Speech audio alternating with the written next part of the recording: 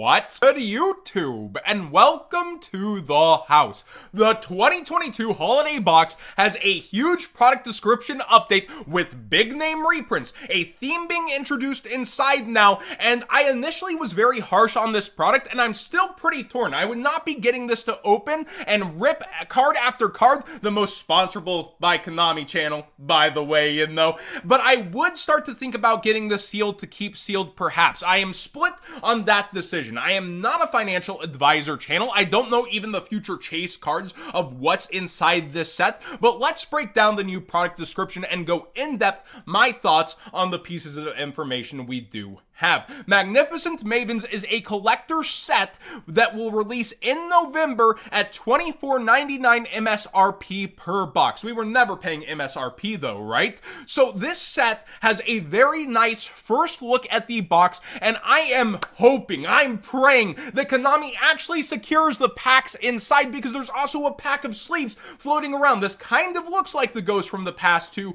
packaging, sizing, and that kind of stuff. So realistically, Konami, you need to get those packs tied down. Please take community feedback from Ghost from the Past 2. But the product itself has a really nice look to it, and Konami's been upping their game there. And on reprint sets, that can be very good long-term for people going, I guess I'll get another pack. Maybe I'll finally pack this card myself. That kind of mentality with it, which actually eats up the sealed product of what's in there. And with the reprints, some people may want certain cards themselves. Magnificent Mavens, the 2022 holiday box booster set, combines dozens of popular cards from previous sets with new cards from Sky Strikers, Mayakashi, Witchcrafter, so the secret shiny box from the OCG, and this is a pretty poor port of that, and ISHIZU Ishtar's deck. That is the big thumbs up. A lot of people are looking forward to that theme and trying to break it in and play it, and if it has the Jump Egyptian promos that are floodgate, yep, this will actually kind of push the product over to people hunting certain cards inside and giving values to the singles. But that is kind of some hopium that it comes along with it. We do see the theming here.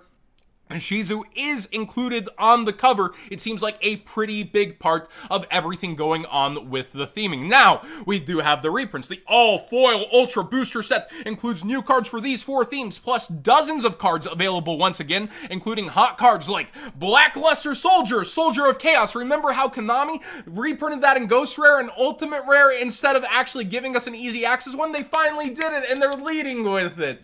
They really seem kind of out of touch sometimes. Sword Soul of Mogi. Now this one's pretty big. If it misses the Megatons, people will be after 3 of these at a time, especially if Sword Soul manages to stay competitive versus banless. And with this being in November and Mogi being highlighted here, maybe they actually do keep pushing Sword Soul a little there. Traptrick Sarah and Blue Eyes Blue Eyes Abyss Dragon. Each box of Magnificent Mavens contains 1 pack of 70 card sleeves, 1 of 6 new sleeve designs for Sky Striker, Mayakashi, or Witchcrafters. We know what these likely are because they're already in the OCG. And 4 booster packs with 5 ultra rare cards per packs. I do think the Engage sleeves will probably be worth the most for their time in the metagame. The waifu tax here, come on, Raise 13. We know it by canon now. The Witchcrafters are the waifus in here if we're looking at certain ones. But when we go through the Witchcrafter sleeves, will they have demand? Maybe slightly, but it's likely that the,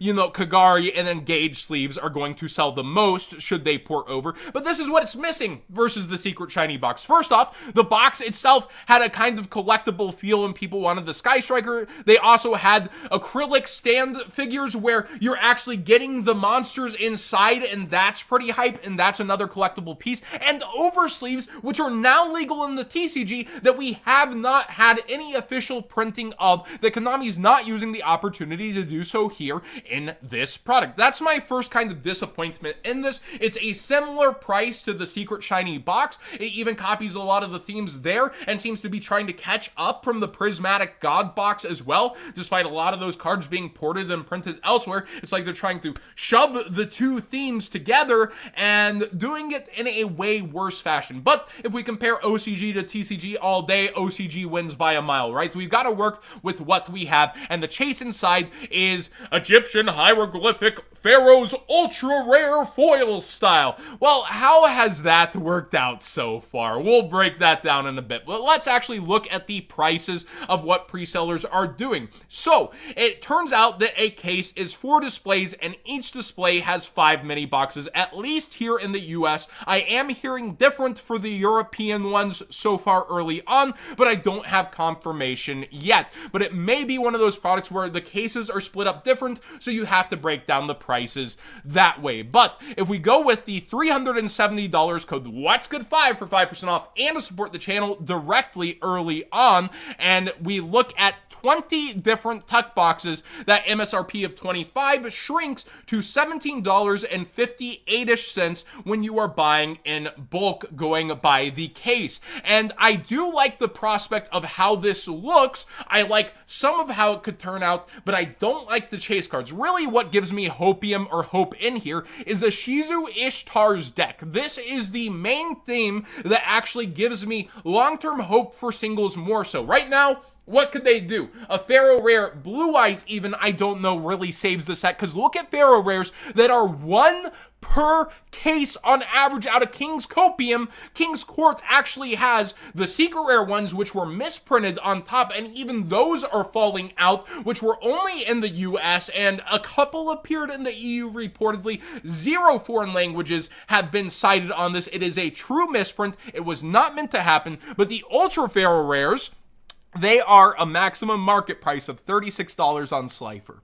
You see Slifer in 1 out of every 3 cases of King's Court, a box that is selling above MSRP at this point at $73, and part of the reason for that is the actual hype that was there on the Pharaoh's Rare. And part of Pharaoh's Rare problem that I hope they fix in this set is that it doesn't go over the monster art like Millennium Rare and Obelisk. He takes up like the whole picture and it looks just gosh awful. Look it up on some videos if you don't have any experience with Pharaoh Rare. But that being the chase rarity inside of here, it doesn't give me the most confidence around the set, right? But again, the set is its first introduction of a set of this kind. It's kind of replacing Gold Series with an all ultra, first of its kind in the winter reprint set.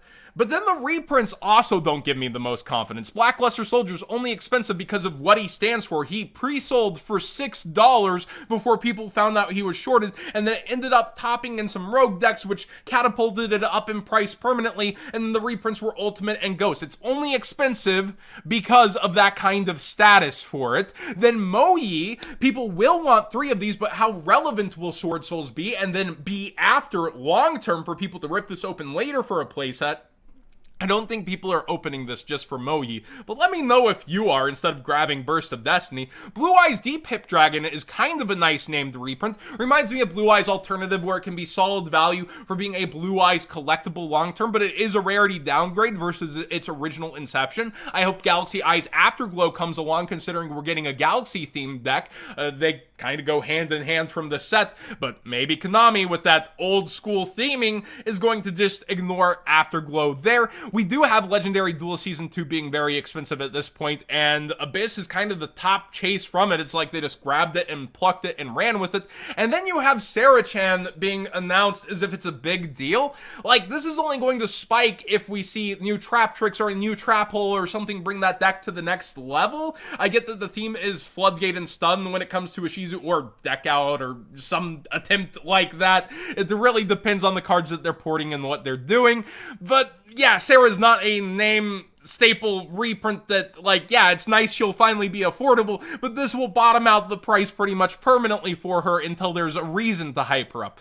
My final thoughts versus other products. Look at Ghost from the Past 2, the second Haunting, which was oh so hyped, and so many people were gonna go deep on it, and then the quality control issues really plagued the Ghost. I pulled the Dark Arm that had tire tracks on the back in like a pack war on stream, and it was one of the worst feelings. So the chase cards under quality control control being not so guaranteed this year, first off, and then the chases being much less desirable so far than ghost rares for a rarity that hasn't been received very well. That's kind of yikes. And then when we're talking about the reprints, yes, the set will be way less ordered probably than Ghost from the past after the hype of the first Ghost. And looking through how star-studded these reprints are, Halka Fibrax, an engine that tons of people play. You have Boral End, which just took down French nationals basically, and Dragon Link Yep. Tons of amazing cards and reprints and ports, and they're all so cheap.